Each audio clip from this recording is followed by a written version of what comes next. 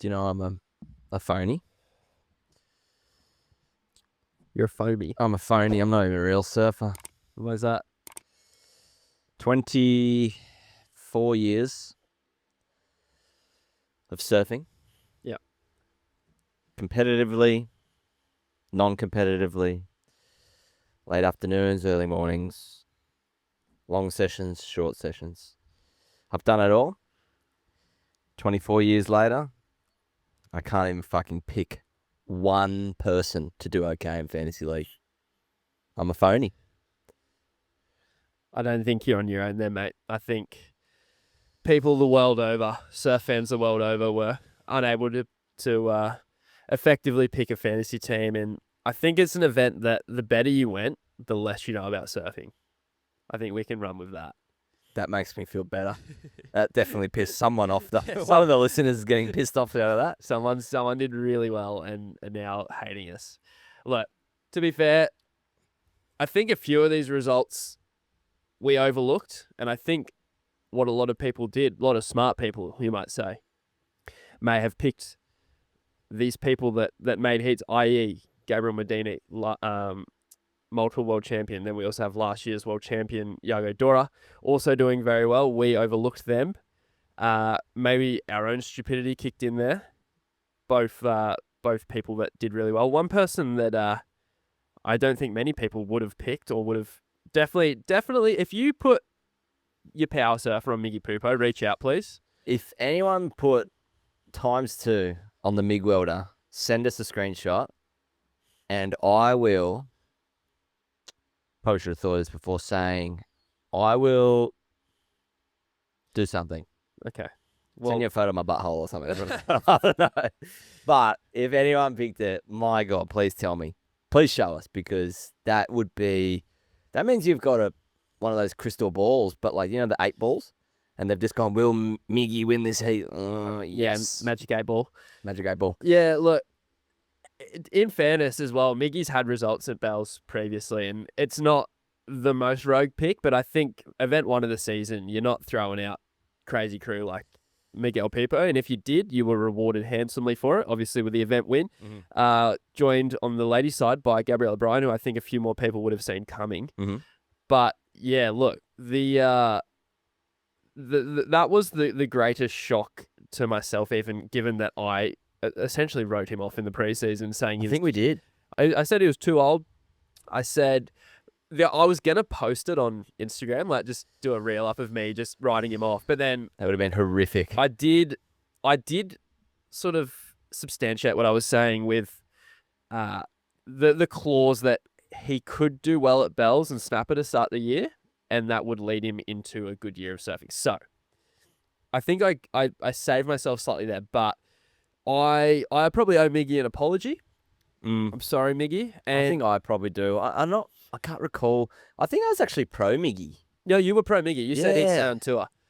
I didn't, and you actually do owe someone an apology though. We were picked up by a regular listener.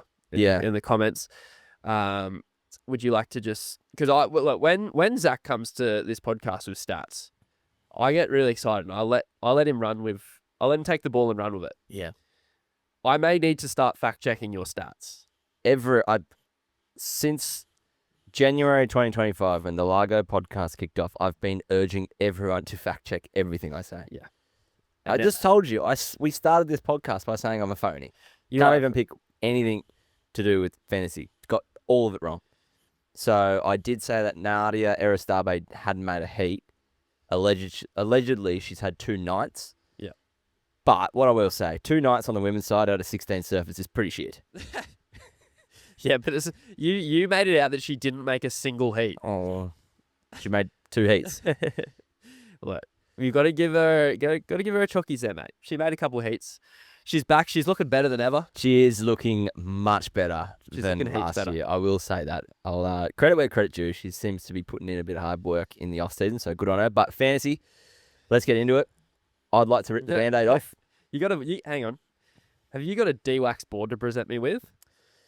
Yes, that's where I was going to allude to. Let's get into it. I am the loser out of yourself and myself. Therefore, for anyone who doesn't know, Finley is going to give me an incredible surfboard design.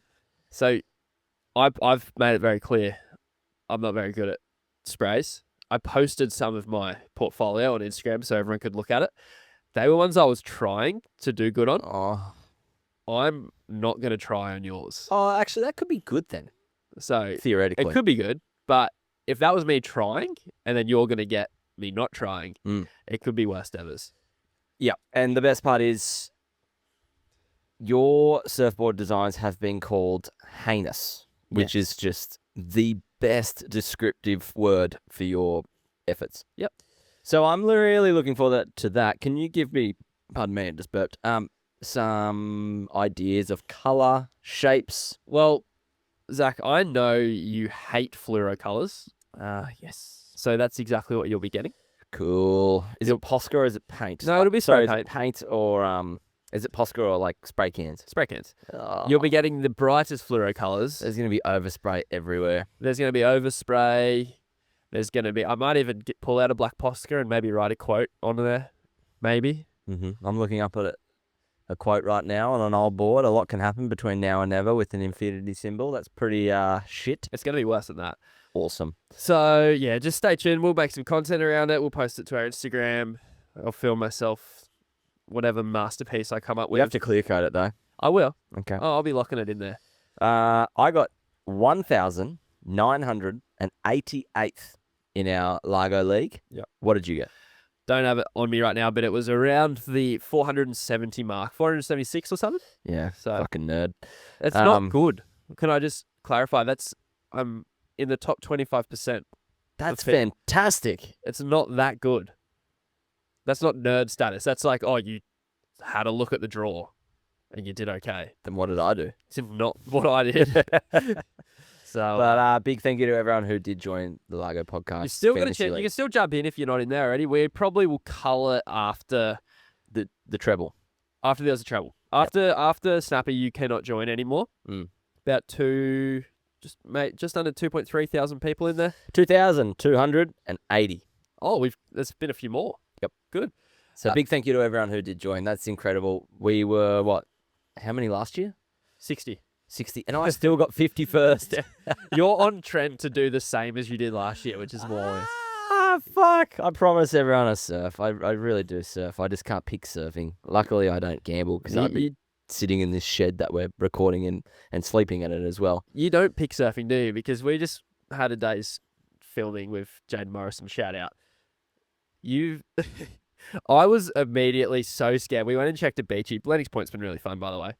We went and checked a beachy because Zach doesn't love the point, as he's made very clear to everyone. I'd actually argue he hates the point. And we had a little... Hate is a strong word. You don't strongly disagree with it at times. Yeah. So you made us go and check another place. And when we walked down there and seen a nice left rolling through, I went, oh no, I'm not going to be able to talk you out of this one. Correct. We paddled out. And I think even, I was spewing. Just for reference, it was a beachy, pretty big pretty solid east swell the last few days, and there's a bit of remnants left over, so plenty of waves breaking, bit of push. Every time we catch a wave, it was like 10 duck dives minimum. And the whole time I was just thinking I could be just sitting out in the channel at the point, just waiting for a nice roller to come through. But no, you made us surf there. We wrapped up probably 30 minutes, and we sat on our weddies and went to the point. How was that? It wasn't much better, but hey, don't just was it graze better? over that. Was it better? No. Yes, it was. It definitely wasn't. It 100% was. I got barreled. That's got to be better than anything we could have got at Thingo. So anyway, beg to differ. Anyway, Zach lets his hatred for the point cloud his judgment of where we should surf, and you didn't, as well as not picking a great fantasy team, you also didn't pick a great location for today's activities, did you? Fair. No, I'll take that. I have been surfing the point the last 3 days, and I'm absolutely sick of it. Anywhoozle, let's go through top 5. Stead Chuff, number 1, 694 points. Solid. And he topped a lot of... I had a look. I'm pretty sure he was coming 15th globally in the whole thing. May have even updated to higher, but when I looked, he was coming 15th. So you're going to win a lot of leagues. I might have to give him a little tingle and see what his picks are for this one. Second place is Reese. Third, Merrick Crass. Fourth, Shiro or Shero. Fifth is Zaya Carrera. So well done to you guys. Let's see how that looks after Margaret River. Yeah, well, that's the top 5 for Bells, obviously, but that's also your top 5 of the league. So we are working on some very, very exciting prizes as it stands. We won't reveal what they are. No, let's reveal one of them. Can we? Yep. All right. We can. So the winner of the WSL Fantasy League Yeah. will get a signed jersey of the world champion. Yeah, we can reveal that one. So world champ, we've been promised a signed jersey off them. Signed jersey worn by the world champ. Yes. So that's one of the prizes. Not the best prize, though, hopefully. I was going to say that could be priceless to someone. Well, it could be, depending on how you look at it. I like where you were going, but you kind of shat on the jersey a little bit. I do love like, if I win, I'll be stoked with a jersey, but there's one that we're working on that could be pretty sick. There's more coming. Yeah. We're just waiting on confirmation. This is going to be, you'd have to guess, the best league to be a part of in regards to prizes at the end. The winner's going to be walking out full of grin. Yeah. And correct me if I'm wrong, it's winner takes all. Yeah, with no prize for second place, mate. Yep. Not giving out participation trophies. There is a prize for the guy who gets 1,988th though. That's me. What's your prize? Shit surfboards, bro. Yeah, free. you get a free. And we decided what obviously we're going to get into Margies. Do we know what the challenge is going to be for? I've got the challenge for you if you lose. You need to come up with a challenge for me if I lose again. And if you're listening, sorry if I sound like Squidward. I've got the hay fever's still got its claws deeply into me. So let's get into our Bells wrap up, hey? Yeah, let's do it. Bells wrap. So where we left off, we had been teased thoroughly by the WSL. They'd run multiple days of less than half days, you'd call them. There was a couple of days there that were like a few heats. We had, I think, one full day. And then we kind of left off there about half the men's second round to go. So you had a few notes that you wanted to reel off from a few heats there? Watching Bells was like trying to have a pool with bad Wi-Fi. It was just like almost there, almost riveting, not really. Like in regards to like last year, they had to use the whole event window. This year, they had to use the whole event window. Yeah. It just hard to get around it. It's just not kind of impactful. Nah. I'm gonna kick off by saying, do we let it go? Do we end the streak of the longest running event? I don't think you can you? You can. You simply just don't send the trucks there next year. I don't know. All good things come to an end. There's just a heritage value, isn't it, mate? You can't It's just, there's so many aspects that just make it a hard watch. I was actually meant to spend the time and go back through and count the heats, but it just didn't get the time to do it. Where someone just waited for like more than 15 minutes for a wave. Like even a surfable wave. I'm not talking like waiting for a good one. Al Cleveland Jr., his heat was just so fucked. And you're watching the back of the jersey more than you're watching anything. Yeah. And I feel like out of the whole stops, Bells is probably the slowest lineup to watch. Yeah.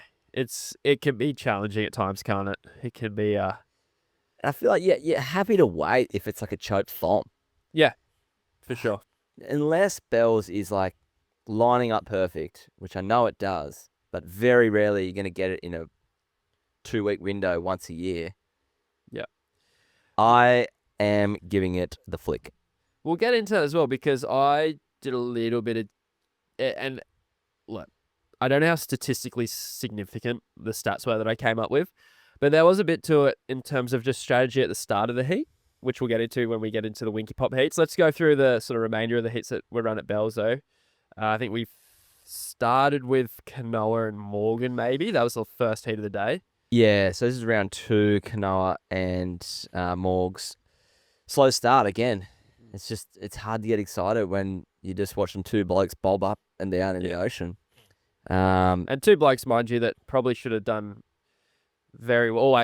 I mean, only one could progress through the heat, but if they were on separate heats, they probably both would have gone quite deep into the draw. Yeah. I think Morgan showed he's more than capable at Bells last year, clocking up a semi-final finish, I believe. Canoa knocked him in the semi-finals. Yep. I think in that heat, Morgs looked better. Canoa just picked the eyeballs out of the lineup and got himself on the better looking waves for that heat there.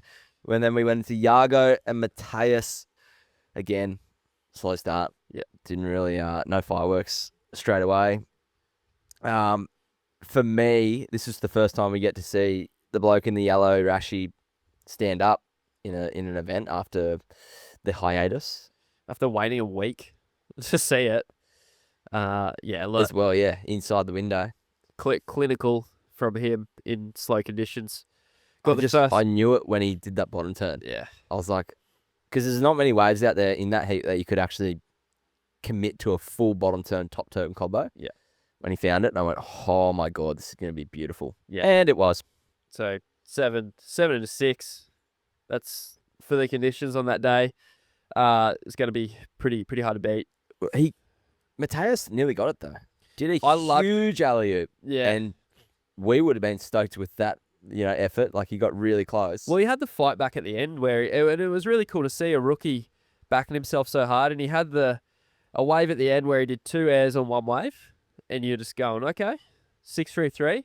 But just left himself too much to do with too little time. And good start to the year for him though. I've been impressed with him so far. I only seen him twice, but looking pretty good early.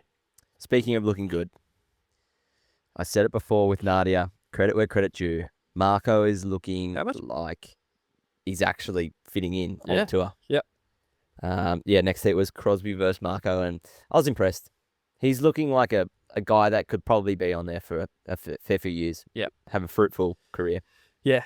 Yeah, he's clearly worked on his rail surfing in the off season. He's looking really sharp in that regard, but he's always going to have that get out of jail free card if he needs it with the airs. Like if he's in a troubling situation in the heat, he can pull that card out, but he's now added a couple extra strings to his bow. And if he's going to, he beat Crosby relatively, I think almost entirely on the rail, right? There might have been a couple little. Yeah. Yeah. Yep.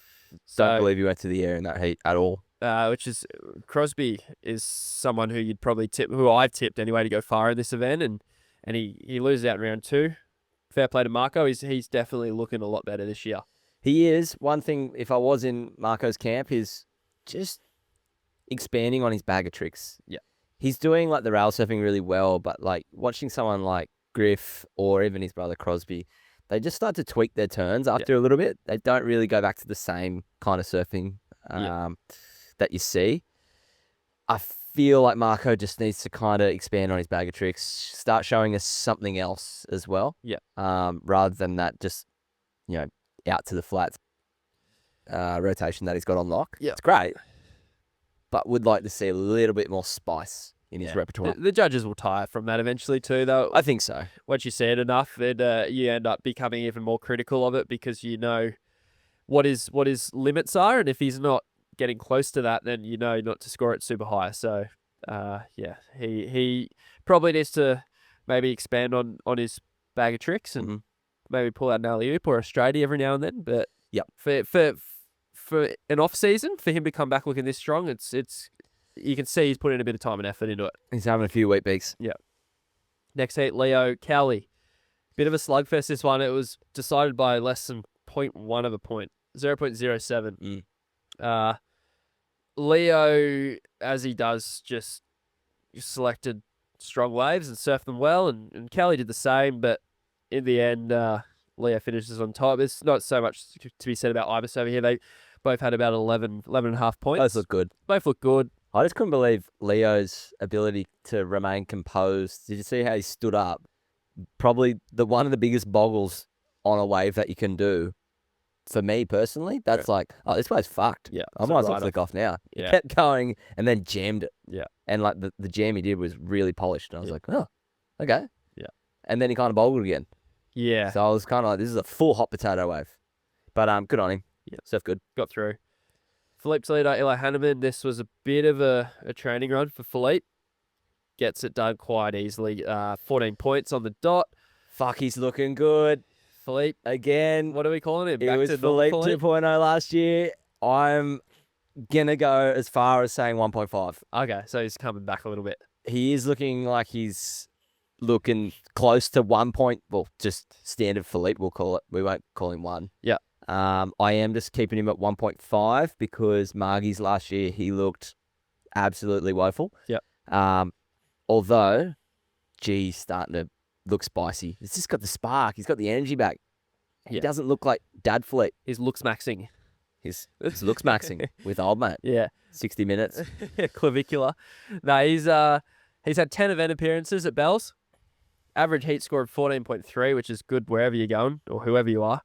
Heat win percentage 60%, and his best heat score was a 19.7, which is, I mean, there's not too much room left on the scale after that, is there? No.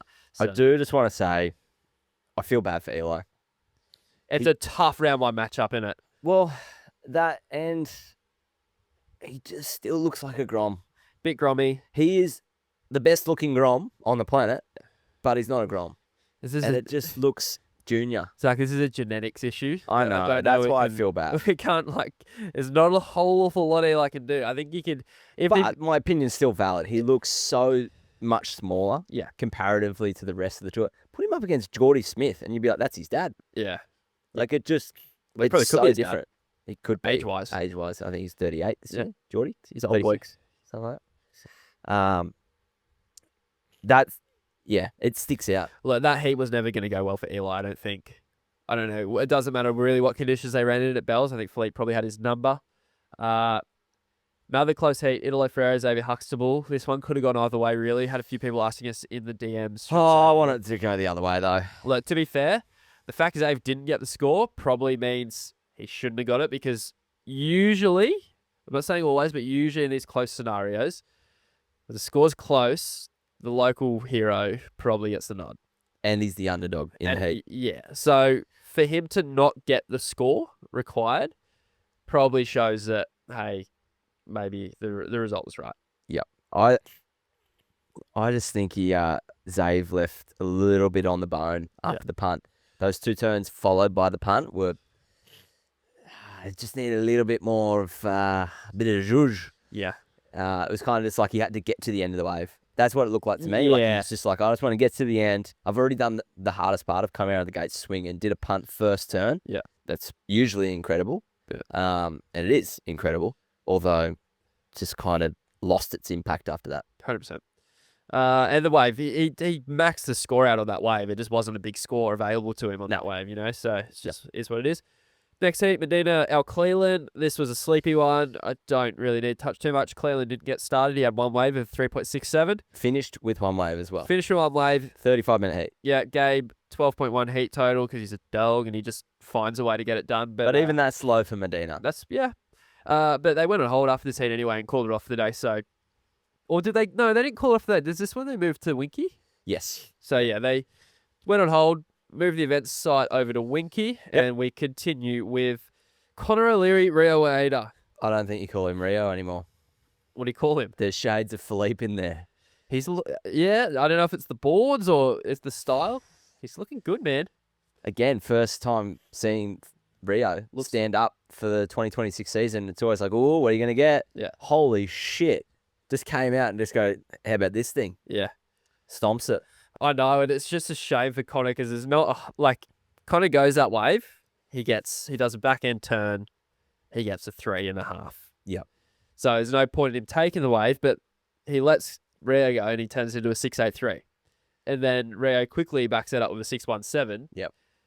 All of a sudden, Connor's Connor in had a bit of trouble. A wave at that point. Nah. So it sucks when you got 0.00 in your scoreline and then someone's got 13 point something and you're like, oh, God. Yeah. 11 waves ridden by Rio in this one. He eventually gets a 7.13, so an even higher score. Yep. Connor does get a 6.97 towards the end of the heat, but he clawed back. Yeah, it was really, the damage was done in the beginning. Connor was just waiting for that wave that unfortunately never came. But Connor looked so stable on his board and he looked like he was definitely going to do what needed to be done. Yeah. If he was going to get the wave. Yeah. But it's more... The ways available to Connor, and obviously him being goofy footer, he did the most he could on those waves. It's just that Rio was taking closeouts and doing punts that obviously Connor can do a punt, but he's not overly well known for his backhand airs. And the type of airs that Rio was doing, Connor's not going to be able to match anyway on his backhand. Yeah. And it was just two different types of waves that they were looking for, and Rio kind of had a little bit more available to him on that day. He had the closeouts, he could have sat and waited for a good one. He just did under priority what I guess Connor would have liked to have done, which is get a few scores early. Yeah. Rio did it, and it kind of rounded out the heat pretty early on. Then we get to Sammy Pupo, Jack Robinson, the controversy. Look, Some have called this heat the NRL heat of surfing, just with bad calls and good calls and whistle blows and referee interventions. Yeah, the bunker came out to play here, and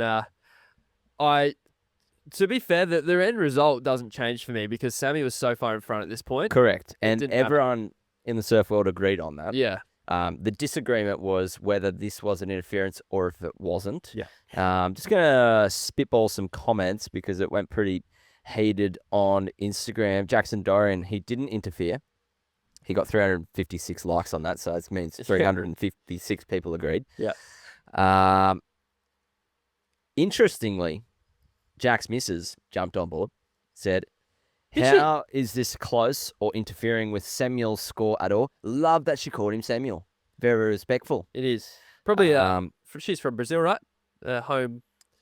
Yeah. She is? She's Brazilian, Australian, American-ish all at once. Did we get Julia in the comments? This is on WSL's. Oh, I see. Okay. I thought there was a couple. Did you go on ours, but? I did. We had a few. This is from ours. I think it's from ours. Anyway, Josh Kerr hindered ? With what ? His own soccer flail, hinting a soccer a dive. Yeah, hinting at a dive, which a dummy spit. I don't think's fair. Tricky Chook, I think Sammy hindered his own scoring potential with the I don't think it's a claim, but it's a throwing his hands up. Yeah. Yaden Nickel, that was a terrible call. Finn McGill, soft. The list goes on. Well, we've like on our own post as well. So this you've taken that from WSL. This is on our own post. Jacko Baker shouldn't even be near Sammy. Unconditional right away interference every day. He got flamed in the comments for that. I even damned him and said, "Mate, do you want me to like remove it?" He's like, "Nah, leave it. It's all good." Julie Wilson, he's gone the opposite. Absolutely zero interference for Sammy. Scoring potential.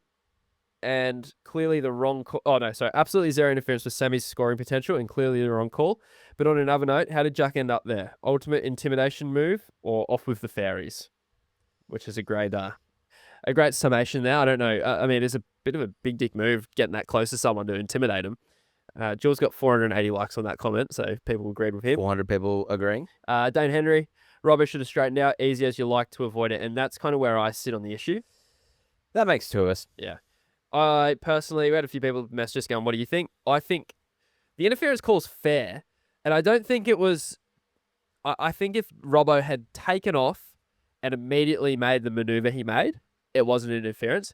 The fact that he pumped down the line for 30 metres before he did that, I think that's where the interference came into it. He made very little attempt to get out of the way at a time that was going to be less intrusive for me, for Sammy taking off. I think you see someone coming at you, no matter who they are. If you're paddling for a wave and someone's flying down the line at you, you're going to have a look, and he shouldn't need to have that look. He should know he's going, and gets pretty close. The board gets quite close to him. It does. It's too close. At the end of the day, it was too close. I have the same opinion that you have. Yeah, it's an interference. Sammy definitely ensured he milked the shit out of it. He ensured it was an interference. I've got a screenshot on our notes here that we can put up on YouTube. He changed his direction of paddle. Most people are paddling into a wave facing the direction that they're going, down the line, like you said. His is completely opposite. He is paddling towards Jack, who is coming at him to push the envelope. Yeah. That was completely intentional because as soon as he takes off, he changes back direction to down the line, which tells me that makes no sense. Yeah. Like Winky's a fast wave. Counterproductive, really, isn't it? It is. So definitely milked it, but in saying that, Jackhanded it to him on a platter. And also, like, there was a few people going like, "Oh, he didn't even need to go the wave." He actually turned that into nearly a 7. That was some of the best transitional surfing I've ever seen done on a surfboard on that wave. Flying down the line. There was just zero boggle. No. There was speed, power, flow between the 3 turns. Yes, they were kind of like just like lip line kind of tags. Yeah. They were flawless though. Yeah. Get ready for I him. was like, holy shit, that's incredible. Yeah. Now get ready for him at Snapper. He's going to be unbelievable. One more takeaway out of that, Yes. which I think is really big for Sammy comparatively of his year last year. 100% success rate in that heat. Against Robbo? Yep. Really? Didn't fall. Oh, he never fell. Yeah, okay. And last year, it was a year full of, here he goes, he's looking good, fall. Yeah. And it was just like, it was painful to watch. This year, maybe not. Ramped up the consistency, good on him. I think I said it 2 eps ago. Yeah. This could be the year of the Sammy Pupo. It's definitely been the year of the MIG welder, but thus far. Will we see Sammy go a little further in the next one? Not sure, but fuck, it's looking like it could. All right, yeah, for sure. And then moving to the ladies, I've actually forgotten the order of operation here, and I don't think it matters really. We'll run through a few hits here. So I did hint that maybe a little bit of value surrounding one Alyssa Spencer against Caroline Marks in this one, and geez, she gets the job done there. And a similar theme throughout the entire event for Alyssa, how intelligently she was surfing her heats. She was not really like allowing these bigger names to force her into a wave she didn't want to go. She was more than happy to be patient. She waited, and to be fair in this one, she had a few poor waves to begin the heat, but they both did. But she 4-1-7, 5-5 to get going. Caroline didn't have much, and then she iced it 6-6-7, 7-3-3 in the last 2 waves. 14 points, moves on into the quarterfinals from there. Then we had Betty Lou and Nats. Betty dispatches of a Nat quite easily there. Yep. Gabby Bryan, Francisca Vaselko. This was a training run again for her, 15.66 points. Absolute waxing. She is just so much more physically imposing than the rest of the girls on tour, and she just taps the lit, and it sends spray flying, and the judges eat that up big time. Next one was a surprise. I think this one caught a lot of people off guard. I know she got second last year. Yeah, I think, well, we kind of did a little speed run and predicted who was going. We both picked Tyler, which is usually not something we do, but it was Usually Luana. one of us are all right. Yeah, Luana was not someone we saw going back-to-back good results at Bells. Did really well here, though. The 15.26 heat total is impressive. It's good. So was Tyler's, 13. Yeah. So 0.76. So she had not a bad heat by She had to get that heat total really to beat Tyler. Yep. There's only a point or so in it. So she had to stand up, and she did, and dropped nearly an 8 on one of her waves, low 7 on the other, and very, very good from her. Someone that we probably wrote off, and we may also need to apologise to. There is a lot of Christmas cards going out this year. Yeah, we're sending a few. So this next heat, Molly Picklum, Sally Fitzgibbons. Mate, I saw Sally take off in the first wave and throw a punt, and I went, okay. I forget who was on the commentary team. It might have been... Someone called it a full rotation. Someone called it an air, and I just went, oh, guys. We just need to be true to ourselves and say that that is not an air. Look, Zach, it was an air. Technically. It was not a full rotation, as it was described. Definitely not. Undoubtedly not. It was as small a rotation as you could do, and it still be a rotation. That's a 6 in the under 14s. Yeah. I liked it, though. She knew she had to go big to beat Molly. Big? Pretty big in that sentence? It's big for her. 5-1-7 she was rewarded with for effort.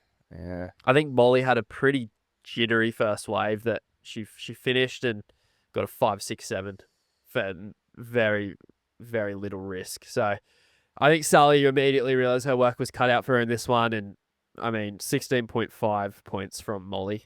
Yep. So if you look at their head-to-head stats, that was actually the first time they versed each other ever, which is pretty weird. Yeah, it's really wild. Look, over their careers, Sally's had quite a good Bells career. 16 appearances. She's averaged nearly 14 points there across her career, which is very respectable. A lot of this, though, would have been on the old ladies scoring, where it was a different surfing that was time. Yeah, it was a different time. And different type of surfing that they were rewarding. But yeah, look, she's got some pretty 61% heat winning percentage out there across her career is pretty good. 11 quarterfinal appearances, 19 excellent heats. So not an easy. Molly probably wouldn't have been writing her off and going, "Oh, I'm definitely winning this." But I think once Sally did that first air, and she was probably waiting for the score, going like, "Oh, what are they going to give me for this?" And they went 5. She probably went, "Oh no, what do I do now?" Could have gone lower than a 5. Yeah. I get it. You're trying to put a little bit of buff there to entice them to do I think maneuvers so. like this. I think it's important at this stage. You can't blow it out the ring You hole. can't give it a 7. Nah. You can give it I think it was. I would have been okay with a flat 5. Yeah. Anywho, round 2, heat 6, I had it going the other way. So did I. I had Erin Brooks winning that heat. I thought Lakey was washed up, but apparently not. She looked as good as ever in this heat. This was the heat where I thought that technique and style needs to most definitely be re-implemented back into the criteria. Yeah. I get it. There's so much objective surfing out there where you just, especially in the women's, where they're doing all the right stuff, but kind of grilling the girls that just have that more polished look to them. And it's hard to watch because they're just not having as great as a heat objectively, but they look so much better to watch. And it's just, I don't know, not really sitting right with me. Nah, and these girls, they smashed it. So both registering high 8s in this one. I actually thought Erin Brooks was going to... Erin did exactly what I thought she was going to do. The issue here, though, was that Lakey just completely not overachieved, but just excelled any of my opinions of her. And she spent a lot of time in Bells. I think her partner maybe from there. She lives there, does she? Yeah. Oh, well, there you go. And so she spent a lot of time in Vico, and you could tell a bit of local knowledge there paying off. Erin Brooks. Erin Brooks is just so polished. She's looking so nice to watch. Yeah, she is, and she'll get there. Lakey is a good surfer. It's just Erin looked better to watch. Yeah. It just looked more polished, more refined.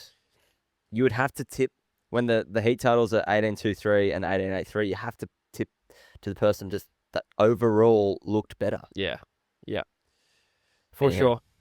Heat 7, Katie Simmers, Nadia Aristabe. Katie looked like she could lose this heat at times, and she never really put a statement on it. And I was just waiting for Nadia to get that wave of priority and drop the back foot and get a 7 and leave Katie losing in a first round heat. She never really took it and ran with it. She does get the chockies in the end, and courtesy of a few mid 5s, but God, it wasn't convincing. Love Katie's surfing, and she fits in that Erin Brooks mold where they're the ones on this tour that you really want to watch. Yeah. But she left herself open to getting smoked early by Nadia Aristabe, which could have been just horrific for her start of the season. Mm-hmm. Again, not too much to go into there. It was a pretty slow heat. And then Izzy Nichols, I love this heat. She had the second winningest world champ or third winningest world champ. I think it goes Steph, Lane, Chrissa. Is that right? Yep.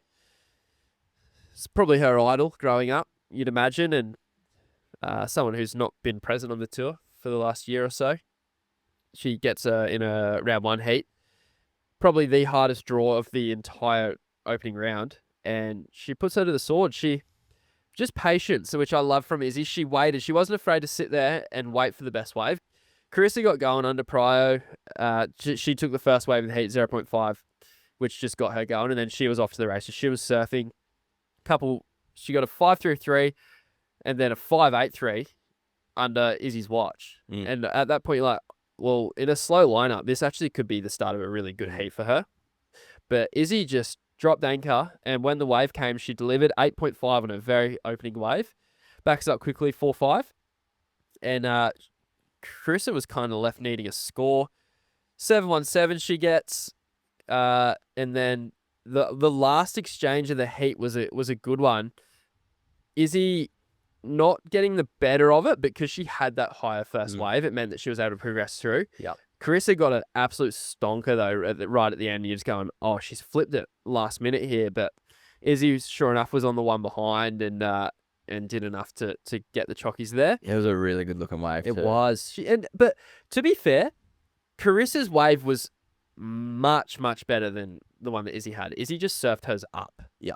So I agree.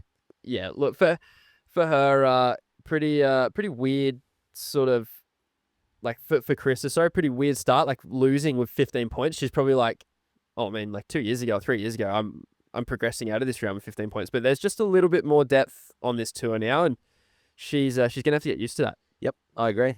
Let's go into men's round 3 now.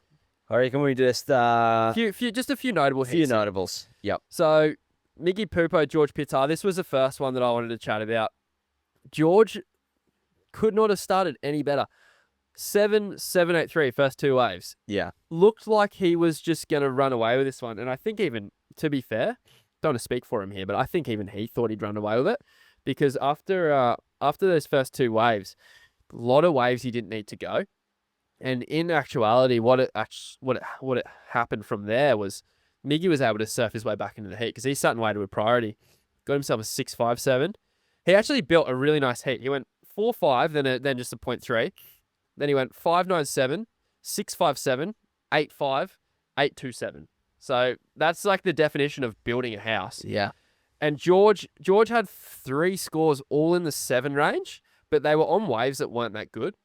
And I think I think Miggy just knew if he was able to connect to one of those bigger set waves, it was going to go 8s. And he did exactly that. He did it twice. And George was kind of left at the end of the heat with no real options. He'd run out of time to wait for a set because he'd surfed so many waves in the meantime. And Miggy just really outsmarted him in that one. I think George, had he not been so keen to keep the ball rolling on a few waves that he didn't need to go, I think he probably could have taken one of those 8s off Miggy and we have a different result at the end. But I think he just went, 7-8-3, 7-7-7. I'm laughing here. Like I'm not losing this heat to Miggy of all people. Yeah. And Miggy just puts the axe to his head and chops it off. That was a hard watch for George. He would have felt like he did everything right and just got robbed, in his opinion. Yep. I guess, anyway. My take on this was it looked like George was always thinking, like, what's next? Yep. They were super fast, explosive turns. Yeah. Sometimes cut a little short. Mm-hmm. Whereas Miggy, it was just 110% on each turn. And if he only got 2 or 3, then that's okay. That was fine.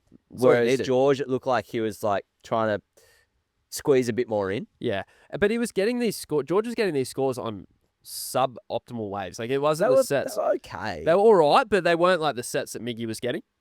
I think had he just waited and just took one of those waves off him, even if he didn't surf it well, Miggy's still needing a big score at the end of the heat and probably no time left. Yeah. And George, after his 2 7s, he did say, all right, well, I'm stuck at the 7 mark. Yeah. The high 7 mark. And there was an opportunity in there where he did that rev and did fall. Yeah. Maybe could have gone up into the 8s. But it was interesting to see him switch from, okay, like I'm only getting so far. Yeah. And then it was a wave thing, as you said. So I think if he were to be on those bigger waves, he would have capitalized and probably sealed the deal. But yeah, Miggy just looking so sharp, and it just looked like he was putting more intention into each individual turn rather than the wave collectively. Yeah. Yeah. This is the second time they've matched up on the CT. Miggy goes 2-0 against him. So little starting to build there for him. Geordie Smith-Barron, I mean, probably not a lot to go into here, but a massive upset result. You're probably not picking Barron to beat Geordie on any turn venue. He did it here, albeit he did it in the air, really. He had one wave where he went alley-oop into air reverse and got a 7.33. Geordie had the highest individual score of the heat. He had 8.17, which was kind of the Miggy approach. Wait for the bomb and do three big turns and get your 8. But the thing for Geordie was there just was no extra waves for him in that heat to back it up. So Barron progressed through that one. Griffin and Jake Marshall, I mean, good heat just to watch because they're long-time rivals, just going all the way back to their junior years. But it was a cool one to see them paddling each other around. But Griffin gets the chockies there. Kanoa beats Alejo. No surprises there. Then we move into Iago Marco, fuck me, man. Nearly got it done. Nearly took the king down. Yeah. Only 0.3 in that one. Leo Philippe was the other one. So Yeah, this thing was huge. Your boy had a multi riding on one Felipe Toledo here. Final leg of the multi, mind you. Got a little red X in there, did ya? The problem I had with this was it was Philippe's heat to lose. He kind of did a bit of a George Pitter. Had the 2.7s early on. Leo had a 6.77, but Philippe had the 2 superior scores. And then with priority, took off on a wave that he didn't bet on. He got a 6.93, which left Leo out the back needing quite a substantial score. Yeah, And like you said, the exact same my heat. God, he delivered on it. It just needed Philippe needed to not take the wave, and he would have sat this one out and probably been on that 8.5 of Leo's. But you can't take anything away from Leo here because he absolutely smashed that thing. Best wave of the event. As soon as I watched it and just went, there was no questioning. That was There goes me multi. all gas. Yeah. It was like he knew this is his last ditch effort. Whatever happens, happens. And he'd had Here it is, ladies and gentlemen. I'm going full fucking throttle. Yeah, and it all clicked. He'd had a lot of falls before that too. Yeah. So it was like you just saw he come out of those first 2 turns, and you're like, whatever he goes for in this last turn, he looks so solid. He's going to make, and it was just this massive haymaker Larry hybrid thing. So good to watch. Smashed it, and to be fair, like that's the result I would have preferred. If I'm looking at the two of them, I want Leo to progress through that one. It was just that I had a multi on, which I would have ideally the multi gets up. Yep, but it didn't, so it's all good. Italo and Gabby, probably the most exciting heat of the whole event. Yeah, I would say. I love this heat from Gabby. 2 waves. That's all he took off on. 7.27, 8.33. His ability to do a punt so nonchalant is just like it's mind-boggling. You just the finishing turn on it, I think, is his first one with the punt. Yeah, that was the first one. Like, he didn't give a fuck. Nah. He's already got the jockeys for the wave and just goes, I'm going to do a reverse now. And it's not going to be a small Sally one. It's going to be a very good one. And I'm just like, dude, the damage was done. And he just goes for it. So easy for him to just do a closeout Rio there and register a 6, but he turns it into a 7.27. It was incredible. That's what world champs do. Yeah, they do. Italo did the big spinny that I think it was the same commentator, mind you, that called Sally Fitz a full rotation. Yeah. Suggested that Italo may have done an extra rotation than the surfboard in the air. Close Friends is coming on Instagram for anyone who signs up to our Patreon in future. Yeah. I put some content up there, and I was just in disbelief that was said. Yeah. I believed it initially. I went, no way that just happened. No way he's just done it. And I watched it and just went, it's not even close. This isn't. He said he did an extra rotation than the board. No, and then said no one's ever done that in competition. That part correct, but no one actually did what he said happened. No. And I was like, what? It was a skits punt.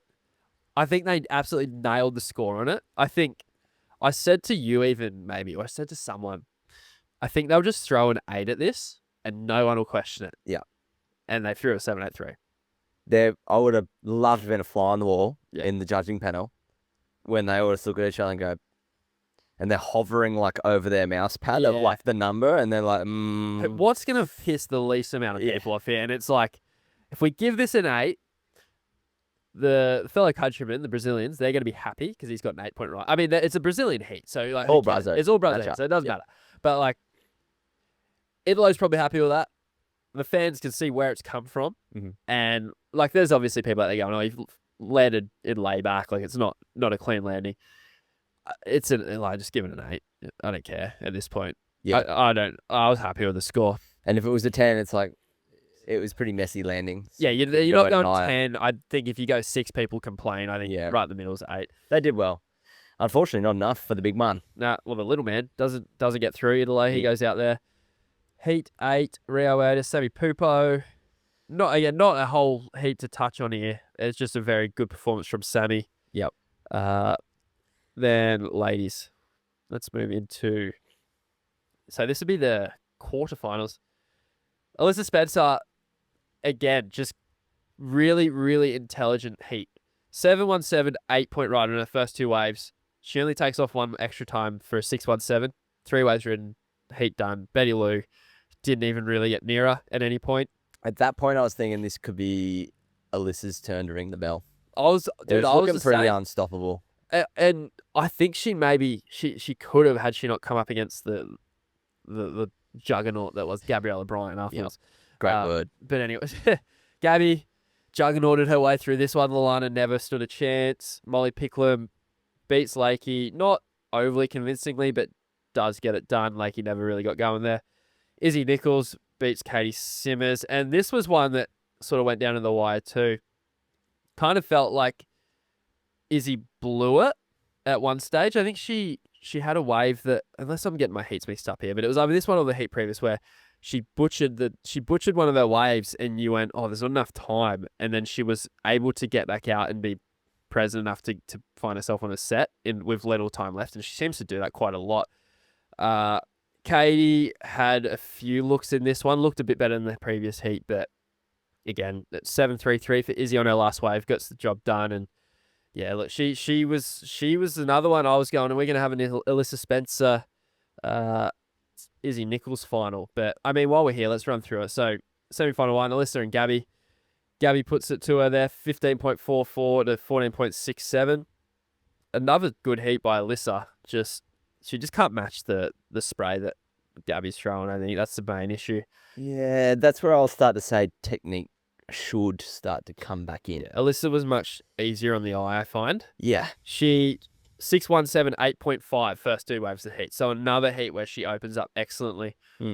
Gabby just knows. I feel like she knows deep in her heart now that, and she's got the confidence to go, if I get even like a mid-size wave, I can get a 7 on it quite easily. Yeah. It's not that hard for me.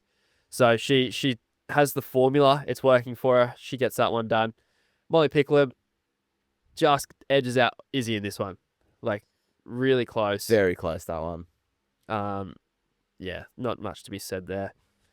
And then we have the final. So Gabby Bryan just juggernauts her way through this one too. 7.83, 7. Molly Picklum doesn't even really get going in the final, which is rare for her. She's usually up and about. Only gets an 8.33 heat total head-to-head for these guys. So it's actually pretty crazy stat here. They've had 6 total matchups. Guess what the ratio is? So who has how many wins? So six matchups. Give me a ratio. I'm gonna say, are we going percentage? No, just like 6 2 to 1. 2 to 4, or yeah. I'm going 6 to 1. Well, that's 7. So you mean 5 to 1? 5 to 1. Sorry. In whose favor? Gabby. Yeah. Holy balls. I don't like that you guessed that. Yeah, that's a good guess. Too bad I can't guess anything fucking fantasy surfer. So Gabby's given Molly's nightmares, really. Yeah. When you start racking up results like this and stat lines where someone's really got your number, it does play into your mind a little bit when you come into a heat against them. Only for a second, then you send her a yellow highlighter and be like, what colour is this? Yeah, true. Little subtle hints every now and then. Just like, hey, what colour's that sign over there? It's yellow. Oh, yeah, I've got something yellow at home. Yeah, righto. But yeah, funnily enough, I guess it makes sense, but two of the wins have been in finals. We've had a couple quarterfinals as well, so she gets it done where it counts most. I think the only time Molly's beaten Gabby was at Tahiti in the elimination round of all rounds. So, men's, let's jump back onto their side of the draw. We left off with the men's round of 3. So let's go quarterfinals. Miggy Pupo beats Barron. Not much to say there. Again, this is where I started to think Miggy might be. You start for the seatbelt might be on. You dare to dream a little bit. Yeah, you're like, hang on a fucking minute. Like, he's not really up this neck of the woods often. He could be going on a fucking historical moment. Yeah, you dared to dream when he progressed into the semi-finals. Griffin Colapinto, Kanoa Garashi. Griffin gets him done well there. Like, the scorelines look close, but Griffin was in control of this heat. Yeah, I agree. Right the way through. Yago Dora beats Leo. Yeah, just the world champ keeps trucking forward. And then Gabby Medina goes full Terminator mode. Got a 9 on his first wave. Backs up with 6, and then right at the end, 8.4. And Sammy had a good heat, 14 points. It wasn't even close.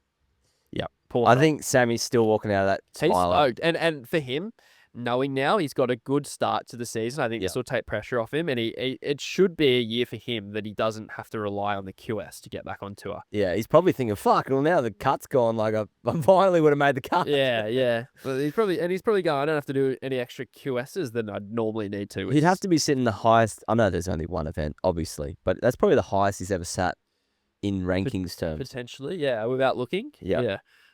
Yeah. Semi-finals. So, Miggy, Pupo, Griffin, Colapinto. It opens with an 8. Miggy. I thought this was going to be a close one. I thought it was going to be like nail-biting finish. Well, this is when you really start going, geez, like, he could win this thing. Because on the other side of the draw was 2 goofy footers, and you're going, well, goofy footer against goofy footer in the final. Mm. It's like, it's fair game at that point. He'd been surfing really, again, Alyssa Spencer-like heats where really, really smartly played out. Mm. Griffin only really registered he had a 5.5 and a 2. So not a heat you'd generally expect off of Griffin, but Miggy just controlled this one.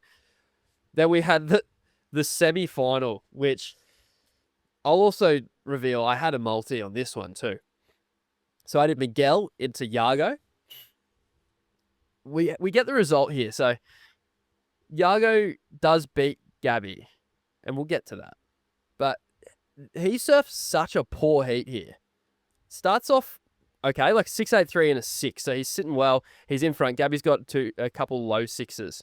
And at this point, you're thinking it's probably not the winning heat total, but it's a heat total that he can build on if he uses his priority right in the next exchange. Gabby gets a 7.5.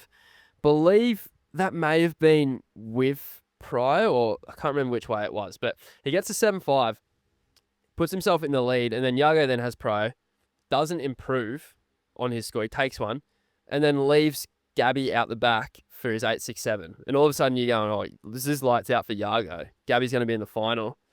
And sure enough, with about a minute left on the clock, I think it was actually 40 seconds, we see Yago take off on a wave that wasn't a great wave, did a couple turns, but you seen that it had to close that section, and you just knew. He had the sparkle. From experience, watching him previously, something magical was coming, and magic he delivered. For rotation, it's an Ian Crane move. Indie grab. So for rotation, backhand indie, lands at bolts in the flats, and immediately you just know it's the score. It has to go. That's the score at stab high. Yeah. That's the winning air at stab high 100%. most days. Yeah, 100%. When I saw it, I was like, damn. Yeah. Okay. Yeah.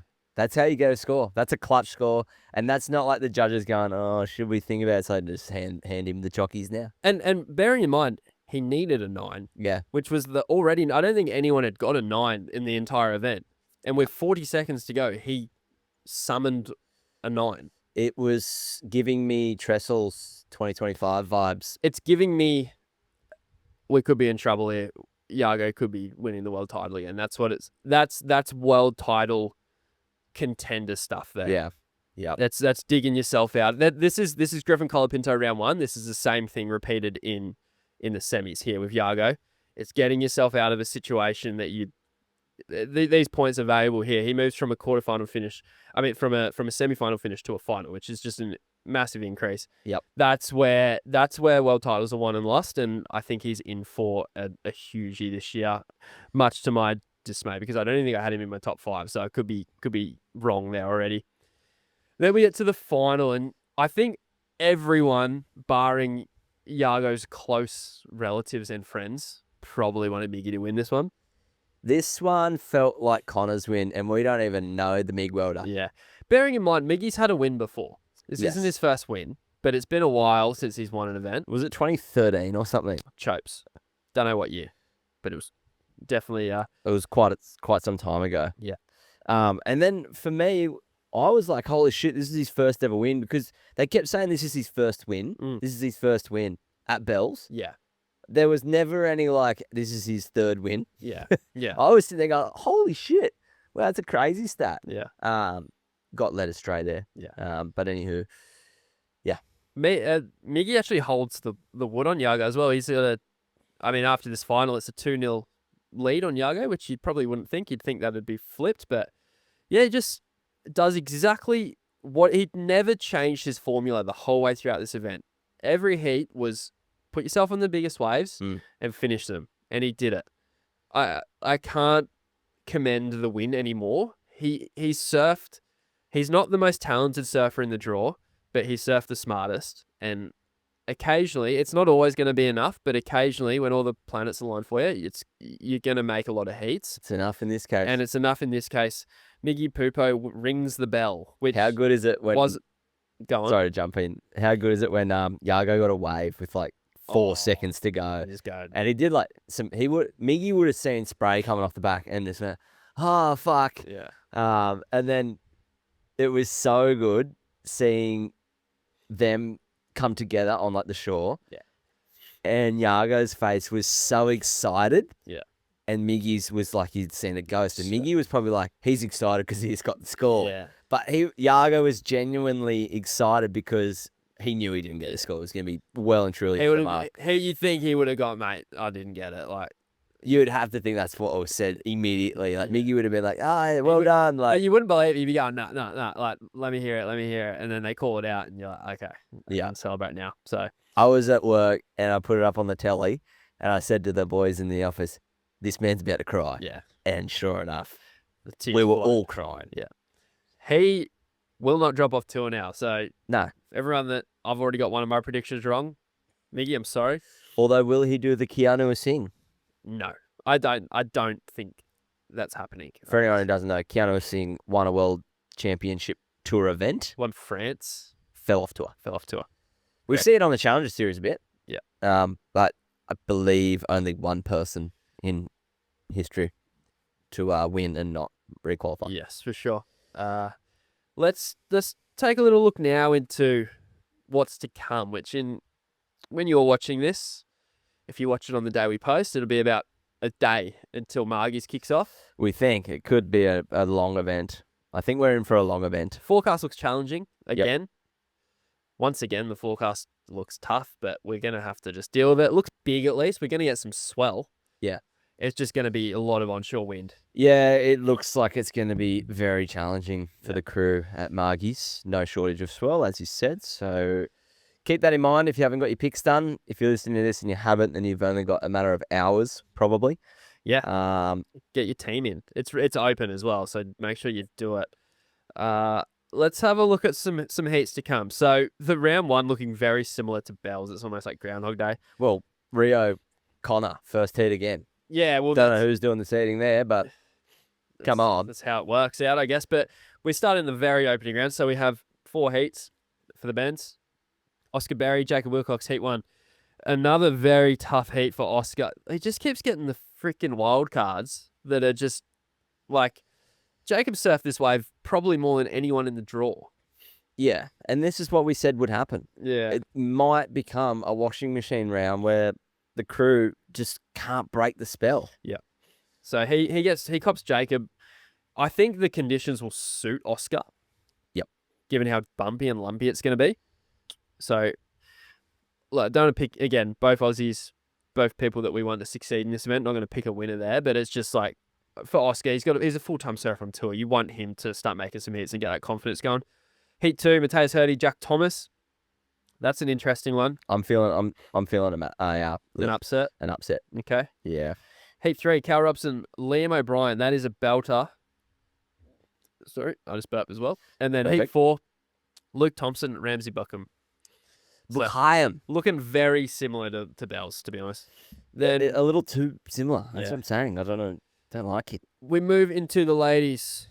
Sally Fitz, Tia Zabrowski, Britt Hennessy, Yelena Hopkins, Bella Kenworthy, Francisca Vaselko, Fahim Fierro, Nadia Aristabe, Sawyer Lindblad, and Nat Lalior, Alyssa Spencer, Chris Moore. That's by far the best heat. Yes. Closely followed by Heat 7, Aaron Brooks, Stephanie Gilman. They're 2 good heats.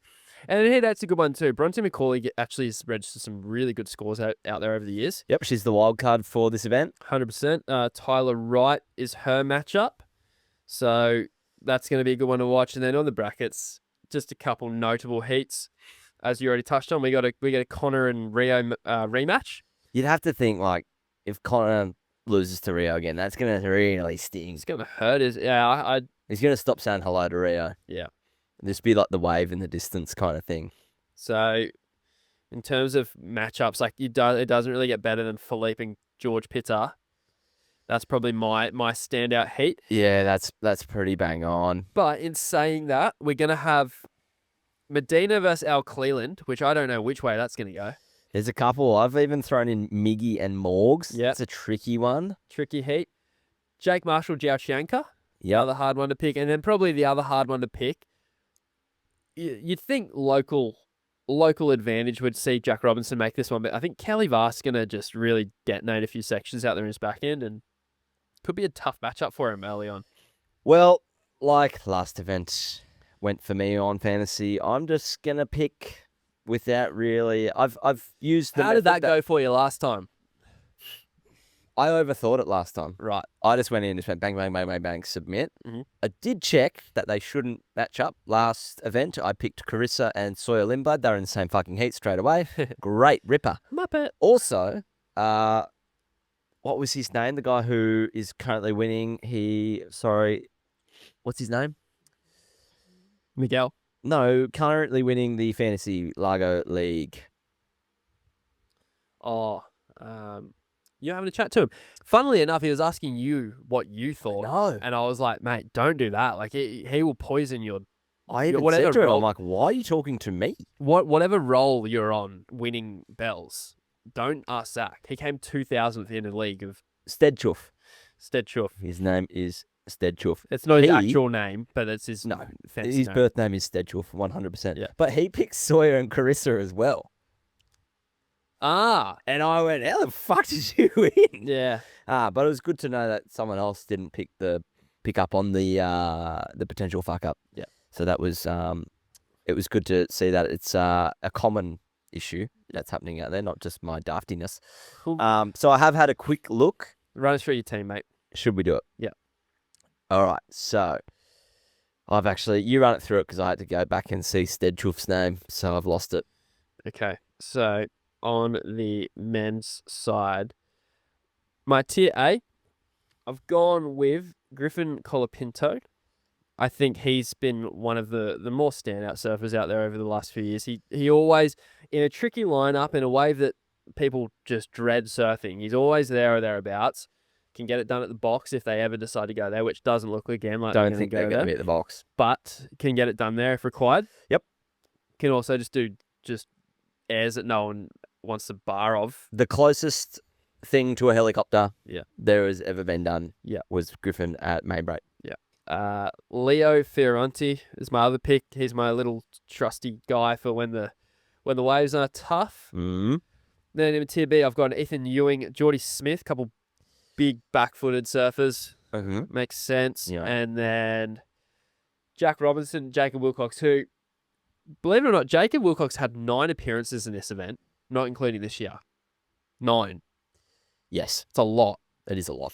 How old is he? 20. He's a year older than me, 29 this year. So, yeah, look, man, it's he's got the experience, and I think in a tier C that is a little bit like, I don't know, it's just any of these guys could get a result here. It wouldn't shock, to be honest. And I'm just kind of going, who's got runs on the board out here? And I think Jacob does.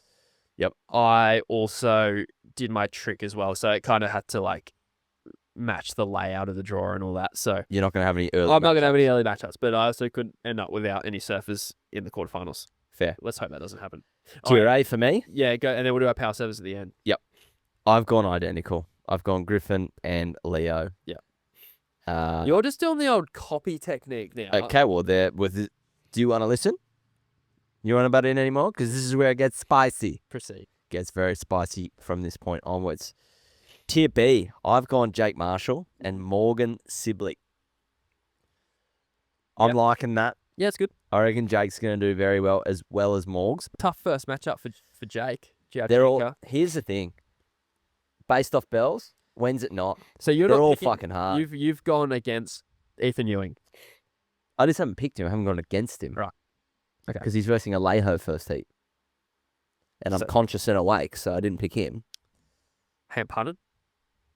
You wouldn't pick Alejo. No, but for me, I go, that's a sure thing. I mean, I don't want to give you any tips here, but like, I look at the draw and go, well, that's the only heat I know he's going to win.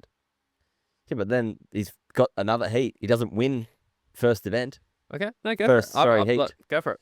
Anyhow, Yep. back to my picks. Go for it. Tier C, Al Cleland, Yes. Oscar Berry. Two of the nuggetiest, statured people in that round. They're going to nug up, I reckon, and They're going to nug on. hit a few big old sections. Yeah. So Ladies. pretty excited for that. Yeah, ladies. Gabby Bryan, Molly Picklum for me. Tier A just speaks for itself, really. Carissa Moore and Erin Brooks. I think Erin's probably a little bit light-footed for the conditions we're going to get, but she looks really good at Winky, so I'm going to lock her in.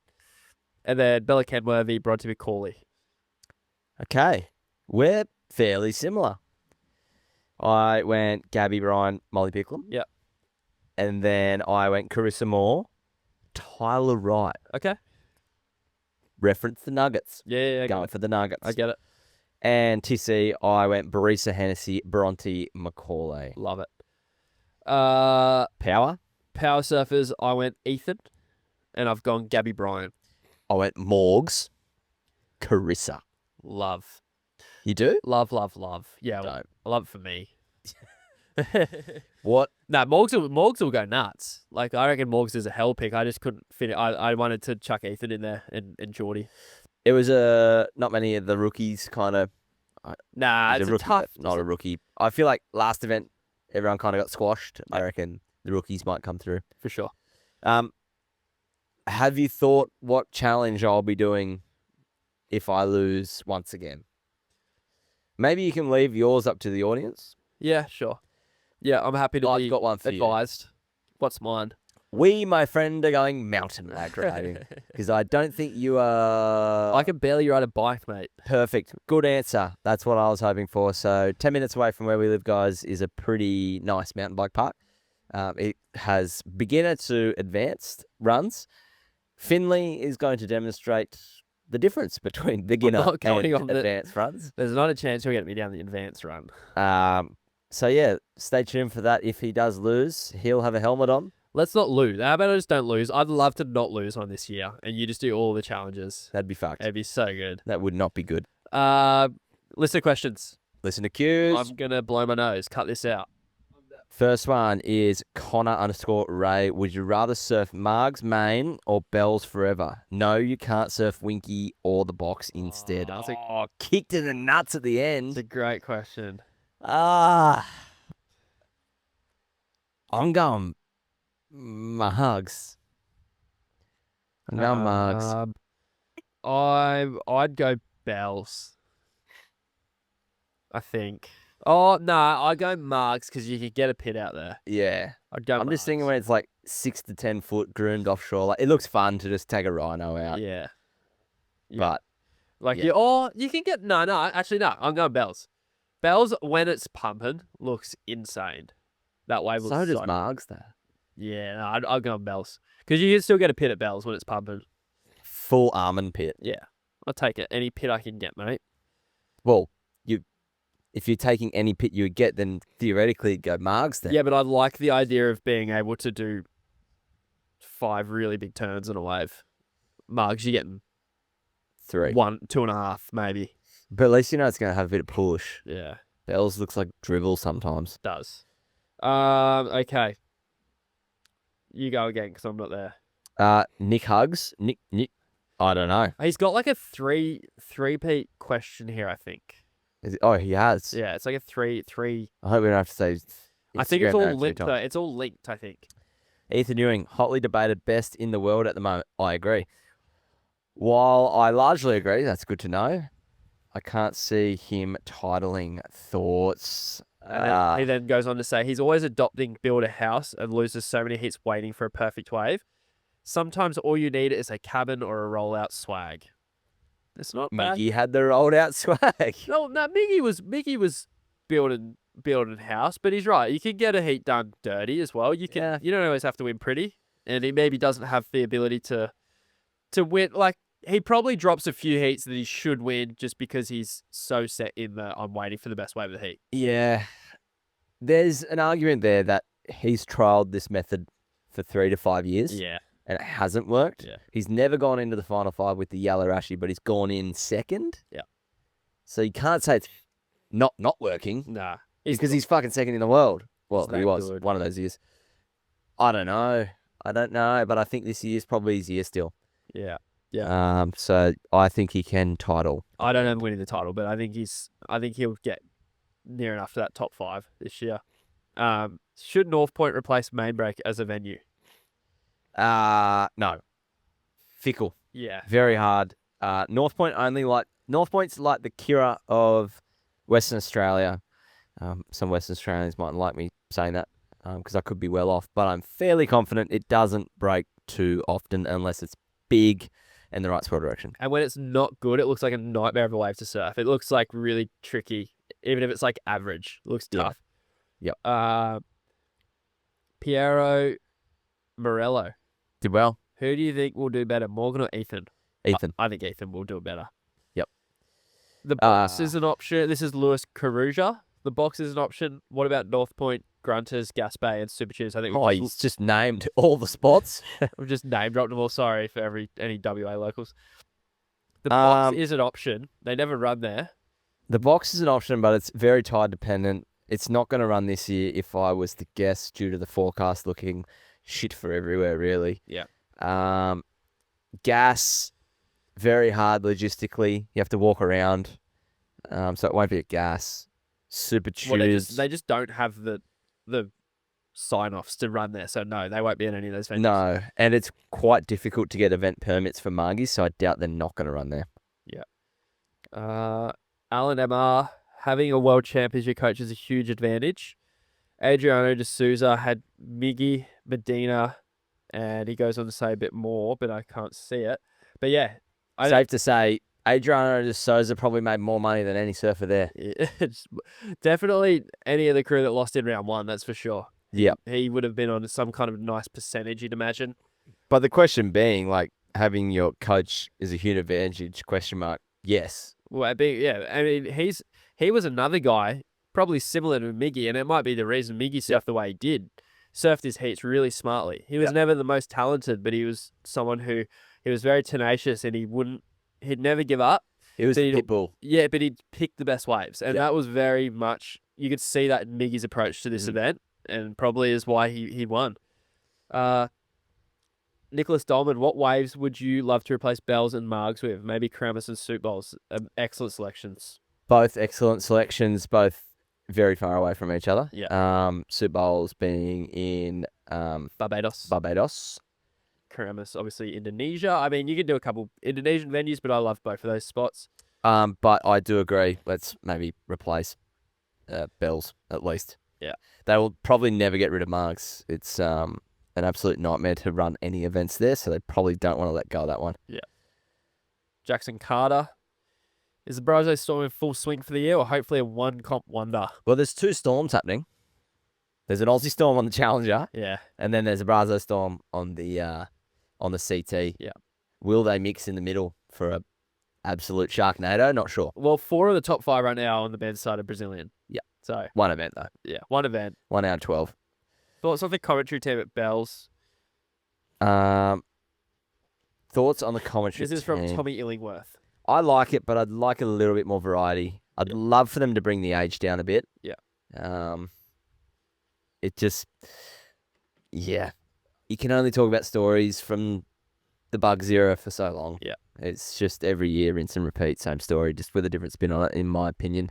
Would love to bring it down a little bit. They should get us on there. Yeah. Tom Illingworth again. Will the WSL ever move to Winky full time? Or is history? No, they won't. It's just, it's Bells is a good wave in terms of it gets quite a lot of swell, I think, and it can handle a lot of onshore wind, whereas Winky can't so much.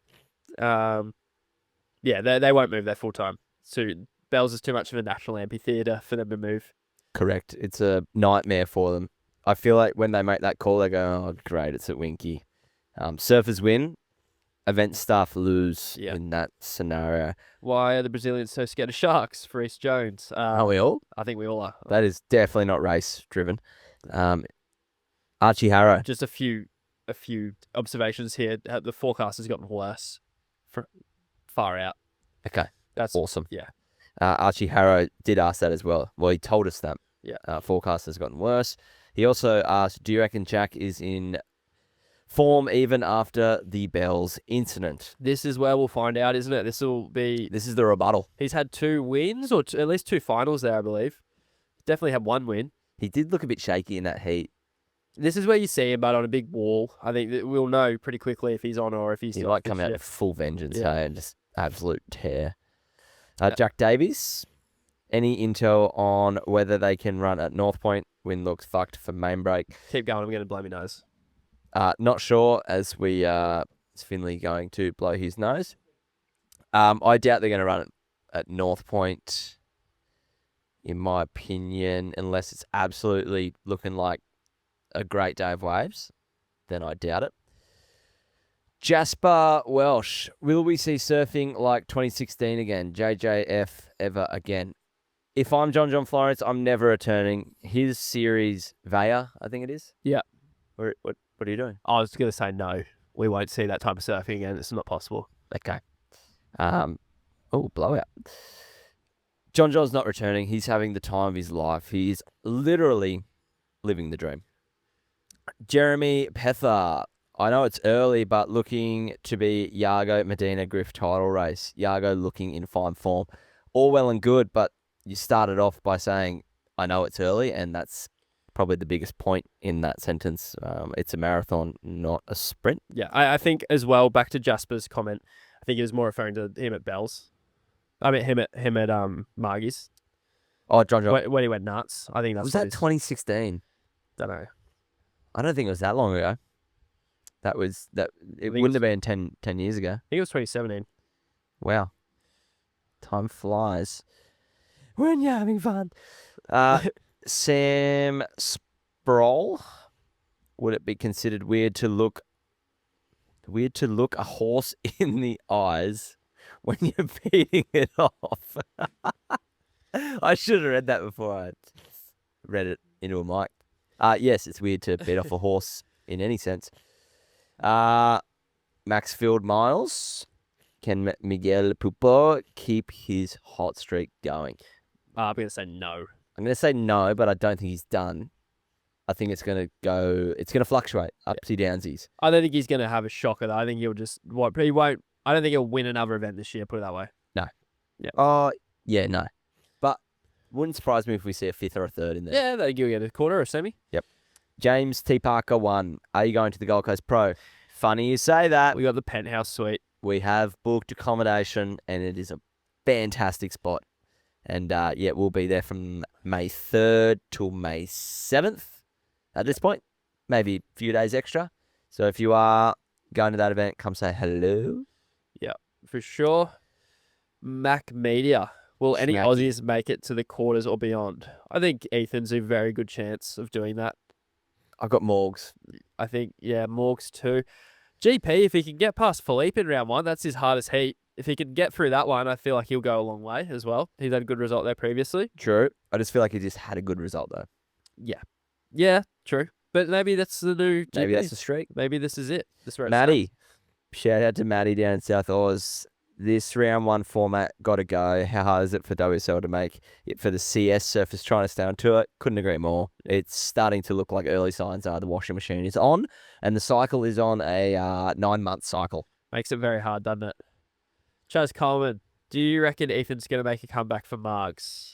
I think he has to make one more heat for it technically to be a comeback. I think, to form, though, is he going to register a huge result? I think he does. He's my power surfer in my team. I think it's coming. If I was looking at 6 to 8 foot groomed Margs, yeah. If I look at that forecast, we're not locals, so we could be off. It looks pretty fucked. Yeah. And it could be a day where it's just whoever manages to manage the chop and complete a wave when it explodes on the reef is going to win. Yeah. If we see a similar run to 2017 JJF Margs run, Who would it be and what location? That's from Jonathan Cady. Is he just referencing like two huge scores? No, I think he's referencing just complete and utter domination of an entire event by one surfer. Could be like a Gabby at Cloudbreak. Gabby at Fiji could be the one. Gabby at Cloudbreak could just go absolutely loony. Do you think Smith Lock? Do you think if Dano progressed past Griff, he would have caused some damage at Winky? Yes, I do. Yes. I think he could have made a few more heats even. I could just see one of these coming up, which is pretty funny. Frocko TV, what's your experience surfing Margs? 0. Haven't surfed it. Absolutely none. I think I've surfed every wave there except for Margs. Hot leather.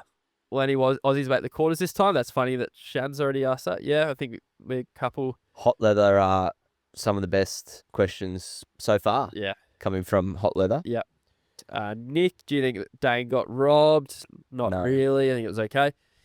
Nick Jonesy, does the box live up to the hype or you prefer cooking marks? No way. Box every day. Yeah. Who doesn't like a bit of box? Sure. Take that Sam as you will. Johnston. Did Griff really win his round 2 versus Dane? Yes. He Yes. did. And last one, Ian's Eye. A floater's coming back in faction from Bell/Winky. No, I think they're just Unless it was, who did that fucked up floater? Adriano. No, it was last year. We Oh, talked about Geordie pod. at Fiji. Geordie. Yes. That one can come back. They are somewhat coming back. Yeah. Winky, Pop, Bell's floaters could probably stay in the history books. No, that's it.